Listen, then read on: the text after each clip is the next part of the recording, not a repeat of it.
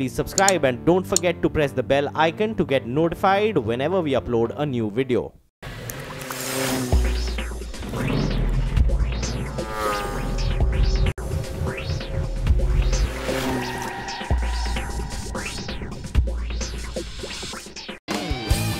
On the show today, we bring you an exclusive look at what could be Kia Motors offering for the Indian market. We track Season 3 of the TVS Himalayan Highs with 10 women and 2 male riders on their journey up to the Himalayas on TVS Scooty Zest 110s. A quick look at the latest news this week and Auto Selector with Bert. Hi, welcome to Overdrive. You're watching the show with me, Sohini Dutt. Now, Hyundai's sister company, Kia Motors, has its eyes set on India. And while they are yet to develop on strategies to set up shop in India, we sent Rohit to the European outfit in Germany to sample their flagship car. Take a look.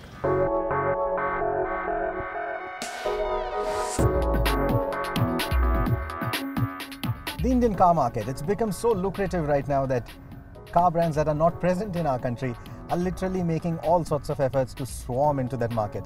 One of the latest car brands that will enter and begin operations very soon is Kia. In fact, they will start selling cars in our market by the second half of 2019. And when they do, their flagship product could be something that is the very best that they have to offer. It's called the Stinger GT, and that's the one I'm driving right now. Across various price points, the Koreans have filled the void between the solidly built and sophisticated European cars and the reliable yet relatively inexpensive Japanese cars.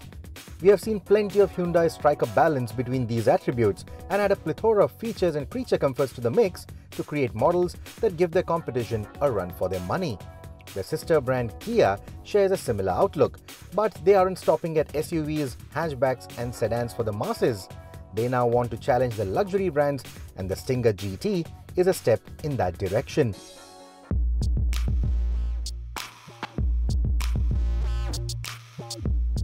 It begins with the exterior form. The shape of its sweeping roofline is a nod to European GT cars of the 60s, while the silhouette should remind you of cars like the A7. It isn't as sleek as a BMW 6 Series Grand Coupe, but has a similar nose-up stance. Speaking of which, the tiger nose looks great on the Stinger, while the mesh pattern seen in the grille, the dams and even the headlight design adds a hint of sophistication to the overall form. The gunmetal finish for the bezels and the wing mirror caps looks nice in my books.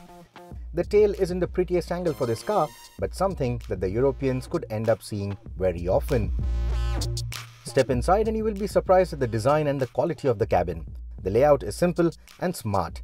The infotainment software and its layout does remind me of the higher-end Hyundai cars, but it uses darker colors for its interface. It's like a flagship and in a very sporty way, and it's a very emotional flagship. I think at Kia we do have some emotional products. Okay, you say it's only SUVs and 5 doors and quite, everyday cars, but if you look at the Sportage or the Optima or the GT versions of the Ceed, for example, they are cars with a feeling and with a character, and they are emotional. A Sportage is a very sporty SUV, and I think it fits very well that at the, let's say, upper end of the scale we have the Stinger now, showing the capability of Kia, and I'm really very happy to have it, and we're all very proud. And it's actually happened that the concept car came true, and the production car is really very, very, very close. With this car, it seems like Kia is literally taking the fight to the performance cars from the other German brands like Audi, Mercedes, BMW. In fact, the instrumentation literally reminds me of the performance Audis from the previous generation. The layout of the instrumentation, the fonts used, everything is very Audi. The overall fit and finish of this cabin is typically European, and that is something that I really like. The way everything is laid out, the fit, the finish, the feel of the materials, it all feels quite premium. It doesn't feel like a Korean car at all. The cabin is pretty spacious and you sit a tad low with the dash wrapping around you like a typical sports sedan. It even has the numbers to rival these kind of cars and make you rethink about your brand loyalties. The engine also sounds very good, but unfortunately I can't show it to you right now. We are restricted to driving around in the city environment of Frankfurt, and that doesn't give me much scope. But when time permits, I am headed out to the Autobahn and I'll let you know how it feels when the speed limits are gone. This is the range-topping Stinger GT, which means that it is powered by a 3.3-litre petrol engine, and it goes from 0 to 100 in 4.9 seconds. The turbocharged V6 is borrowed from Hyundai's premium Genesis range and puts out over 365 PS of power under the hood of the Stinger GT. We do get an Audi rivaling 4-wheel drivetrain too, but the fun of the Stinger GT will be in its classic front-engine rear-wheel drive configuration. Though the B-roll footage that you see here shows the Stinger around the fabled Nürburgring, my short drive in the car was in and around the bustling roads of Frankfurt. But the Stinger is developed on the ring and perfected by a team of engineers led by Albert Biermann, a top engineer who was poached by Hyundai and Kia from BMW's M division. With the Stinger GT, he wasn't aiming to create an M3 rival, but one that can certainly give most sports sedans a run for their money, and looks like it has worked. On whatever little time I got around the twists and turns of some back roads, the Stinger GT felt nimble and quick. It gets a limited slip differential and an e-diff is under development too. The torque converter gearbox on my test car didn't feel as quick as an Audi DSG or as telepathic as any new age BMW gearboxes, but it got the job done pretty well. Around faster roads though, it may feel otherwise and might just be the weak link for this car. The steering though is surprisingly good for a Korean car, feels quite precise in its operation and complements the intent of this car quite nicely. The progressive brakes and the grippy tires contribute further to make it a package worth considering. As I mentioned before, it could make its way to India as a halo car for Kia, where its role won't be that of undercutting or outselling its European rivals, but to establish the brand identity for Kia, and that it might do pretty well. So to sum this up, let me put it this way. When Kia announced that they are planning to come into the Indian market, I was a little worried that most of their cars might end up feeling like their siblings, the Hyundais. However, this car just changes that perception altogether. It's quite sporty in the way it behaves, in the way it looks, and in the way it drives. And that's a positive sign. In fact, I'm told that the Stinger GT is also going to define the way the future Kia cars are going to perform, the way they are going to handle, the way they are going to drive. And if this is a sign of things to come, it really looks positive.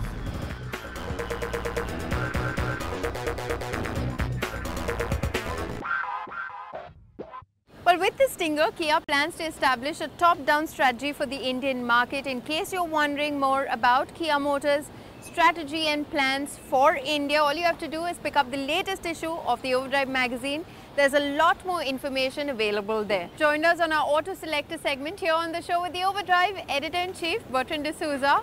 Hi Bert, our first question this week comes in from Samir Jani. He writes in saying he wants to buy an automatic diesel SUV and has a daily commute of around 70 kilometers.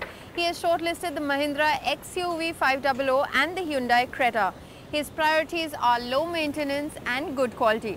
What would you suggest, Bert? Well, Samir, I have to say that the Hyundai Creta out here offers slightly better ride quality than the Mahindra XUV, as well as dynamics also for that matter. It's a little more safer, more secure, a little more confident than the XUV. But having said that, what you get in the XUV is a much larger vehicle with 7-seater capacity. So if you're looking for something of that sort, then the XUV is the best bet because it definitely fits within that budget. Otherwise, the Creta, for all of the purposes, is the better vehicle out here. Well, but our next question this week comes in from Sriyash Tilve. He writes in saying he wants to buy a hatchback and has a budget of 5.5 lakh rupees. He has shortlisted the Maruti Suzuki Ignis, the base model, and the Hyundai Grand i10. His priorities are safety and comfort. Well, Sriyash, just blindly going for this one choice out here. There's only one car in question, and that is the Maruti Suzuki Ignis. I think it's a funky enough product, great dynamics, great ride quality, great set of engines and performance as well, good fuel efficiency, and overall that car is a very nice looking car both on the insides and the outsides. You get a lot of space also as well. So the overall ownership that you would get from that car, the overall experience from that car is definitely a little better, a lot, actually I'd say significantly better than what you would get in the Grand i10 at this point in time. Yes, in some of our comparison tests, both of them have run really close, but personally I think the Ignis is a great choice of car. That is the one you would really appreciate. You'd find a lot of, you'd really enjoy driving also. Well, just like the others, if you have any more questions you would like us to answer on the show for you, don't hesitate to send them to us on our Facebook page or on our Twitter ID, or you can send them to us via email on helpdesk@overdrive.co.in. It's time now though for us to check out the latest headlines in our motoring news section.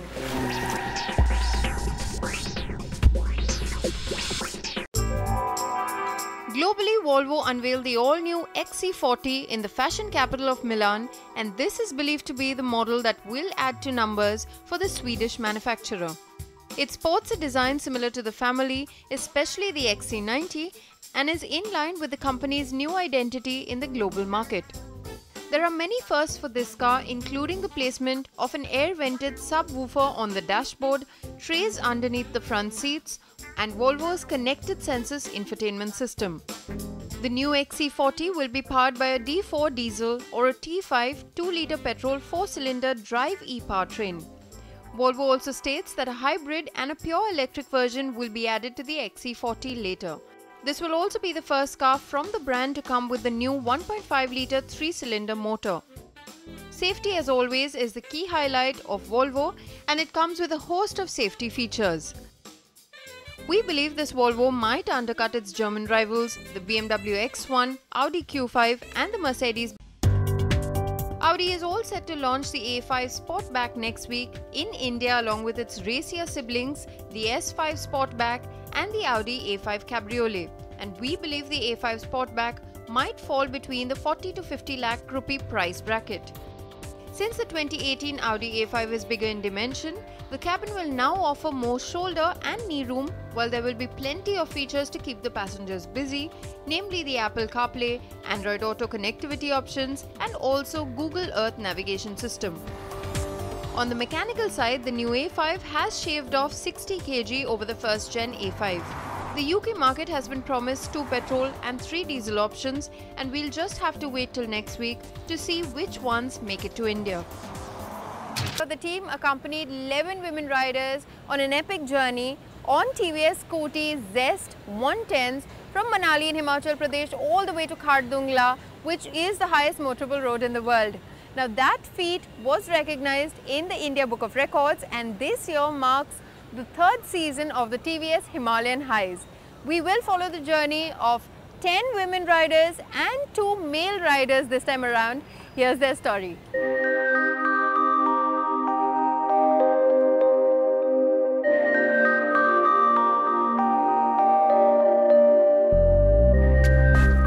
Ask any motorcyclist what their ultimate riding location in India would be, and more often than not the answer would be Ladakh. As a team, we've been to these mountains countless number of times, and for the past 2 years we've been tracking the journey of adventurous women riders treading this treacherous route on the TVS Scooty Zest 110. On this 3rd season of TVS Himalayan Highs, 10 women riders were selected after undergoing a rigorous selection process, and a first for this ride, 2 male riders were added to the group, silencing stereotypes of men being averse to riding gearless scooters. I'm not worried about riding a non-geared bike. I'd actually be amazed if it can make the journey all the way through, so I'm looking forward to seeing how that goes. With the route set from Mandi in Himachal Pradesh to Khardungla, the highest motorable road in the world, the nervous excitement was palpable in the air.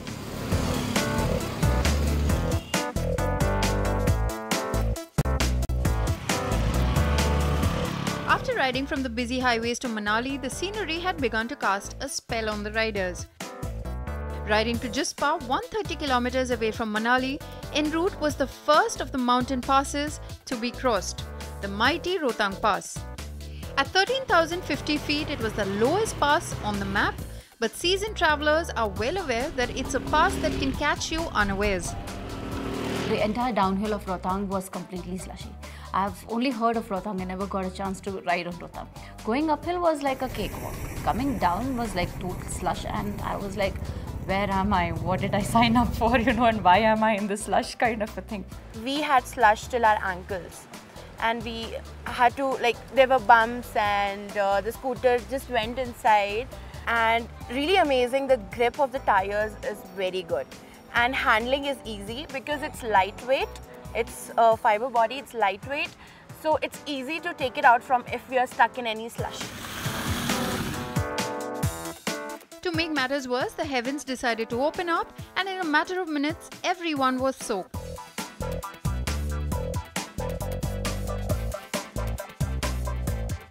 The team was happy and relieved, in equal measures having conquered their first serious challenge. It was a harsh opening chapter for a long ride.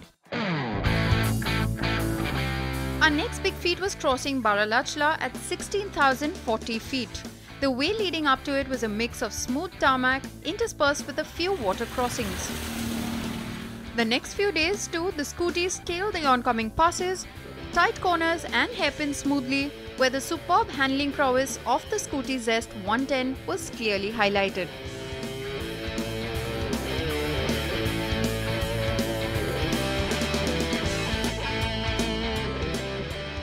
The highlight of this season's ride was riding through the picturesque town of Hanle. The riders were held captive by the stark change in topography of the region, purple mountains, sand dunes and wildlife like none other. We were riding and side में those wild asses were, that was completely a scene out of a movie. And not only once but एक के बाद that was happening. And I was like कि even सिर्फ यहाँ पर the destination Khardungla is not important. The journey itself is very beautiful. Hanle was like another thing. Yaks all over there, and then that bridge. So that was the time I felt like what actually Leh Ladakh Valley is.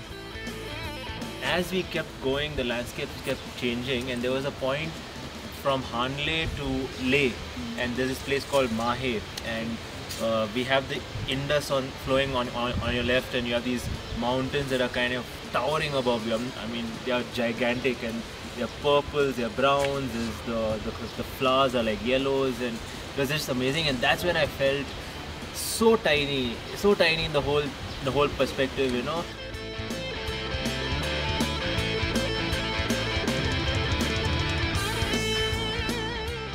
Post this amazing experience, the demanding ride to Leh was completed in a state of euphoria.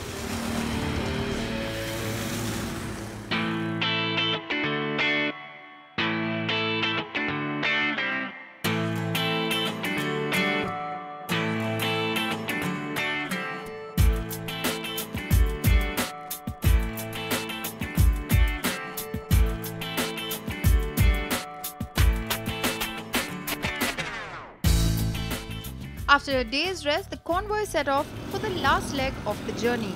The climb up to Khardungla started taking a toll on the scooties. Riding at 20 km per hour through rocky surface made it the most challenging day of the journey.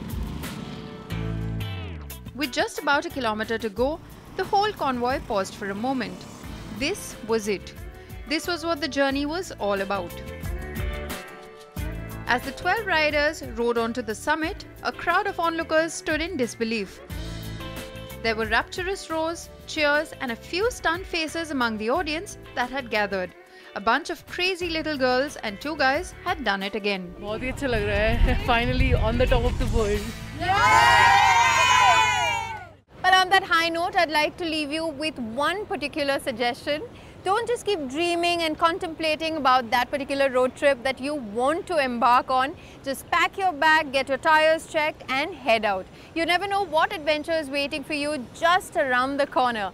Time then for us to wrap up this week's edition of Overdrive. But write to us, send us your feedback, comments and suggestions as always, and follow our latest videos on our YouTube channel. We'll see you next week. Until then, drive and ride safe.